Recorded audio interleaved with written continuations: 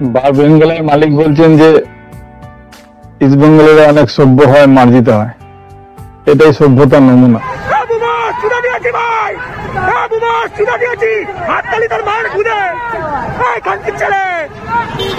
বার বেঙ্গলের মালিক আরো বলেছেন যে তারা নাকি 10টা ম্যাচে এখনো এগিয়ে আছে, কিন্তু বার বেঙ্গলের মালিক নীতি সরকার এটা বলেননি যে 10টা ম্যাচ এগিয়ে আছেন অনেক ম্যাচ মোহনবাগান অংশগ্রহণ করেনি, ওয়াকওভার দিয়েছে, ওয়াকওভার নিয়ে 10টা ম্যাচ এগিয়ে আছেন।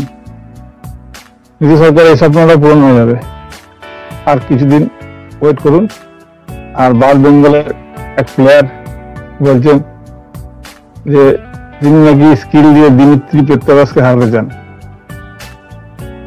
বার বেঙ্গলের খেলাটাকে বলি,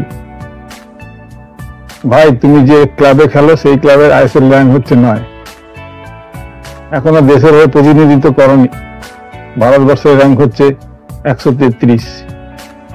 আর যে প্লেয়ারটাকে তুমি চ্যালেঞ্জ করেছো সেই দিমিত্রি পেত্রাদাস শুধু অস্ট্রেলিয়ায় থাকেন, বর্তমানে অস্ট্রেলিয়ার ফুটবলের র্যাঙ্কিং হলো 24। দিমিত্রি পেত্রাদাস একজন বিশ্বকাপার, পাশে দাঁড়িয়ে নিজেকে কম্পেয়ার করো, তুমি কোথায় দাঁড়িয়ে আছো আর দিমিত্রি পেত্রাদাস কোথায় দাঁড়িয়ে আছে। একটা ডার্বি জিতে বাতলা ঘাটছো, তোমার মতো কত প্লেয়ার এলো আর গেল। বার বেঙ্গলের মালিক আরো বলেছেন যে সিংহ অনেকদিন পর ক্লাবে এসছে, তিনি হয়তো জানেন না। বার বেঙ্গল ক্লাবের মালিককে বলি, গত বছর কলকাতা লিগের একটি ম্যাচে মোহনবাগানকে হারিয়েছিল ইস্ট বেঙ্গল 2-1 গোলে, সেটাই তো শেষ জেতা।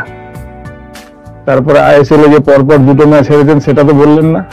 আপনাকে শুধু মনে করিয়ে দিলাম, আপনার স্মৃতিশক্তি অত্যন্ত কম, তাই পরিসংখ্যান দিতে আসলে এরকম পরিসংখ্যান আমরা অনেক দিতে পারি। আপনাদের সমর্থকরা আমাদের কিছু সমর্থককে শারীরিকভাবে আঘাত দিয়েছে, মেরে ফাটিয়েও দিয়েছে। নীতি সরকারের বক্তব্য নিয়ে এটাই বোঝা যায় যে আঘাতটা নাকি মোহনবাগানীদের তরফ থেকে প্রথমে এসছে, তাই ইস্ট বেঙ্গলের জানারা প্রত্যাঘাত করেছে।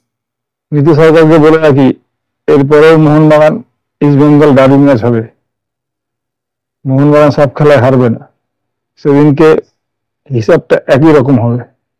জয় মোহনবাগান।